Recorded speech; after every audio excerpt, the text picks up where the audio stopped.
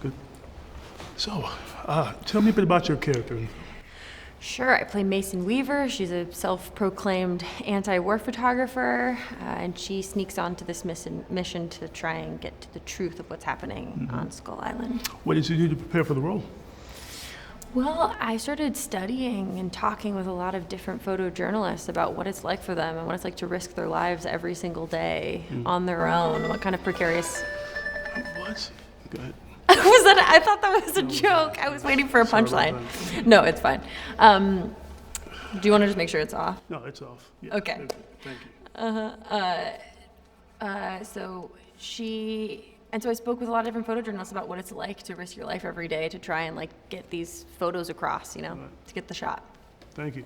And so did you have to experience a level of rigorous training in order to participate in the film?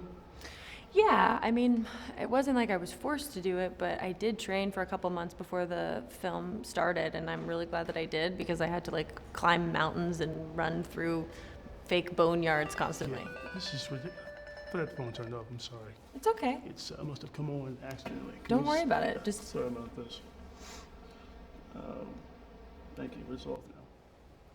Okay, continue, please. Thank you. Just that I had so much climbing that I had to do climb on rocks and run through fake boneyards, so it was really helpful to have trained before. Yeah. Can you tell me how, as far as your interaction with the other actors in the film, Samuel Jackson, obviously with Tom Hiddleston, tell me about your interactions with them, just on a day-to-day basis. Did they teach you anything? Did they share any nuggets of wisdom with you to help you, better prepare for the role?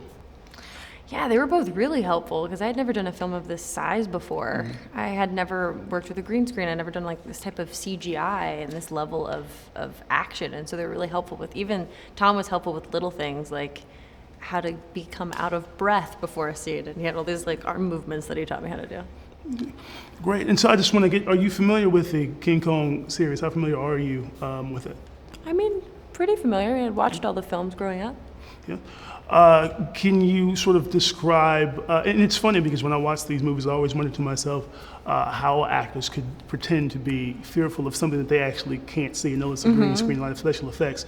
Was it difficult for you to do that, to sort of exude, fear or any level of anxiety, even though there was nothing in front of you to actually see?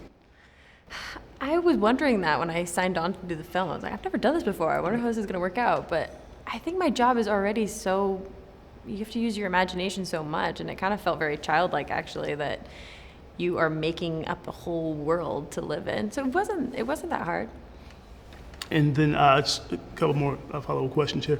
If you could sort of describe what your version of a scary monster would be. I know King Kong would probably fit in that, but if you could put something together real quick, what do you fear? What kind of... What things do I fear? Yeah.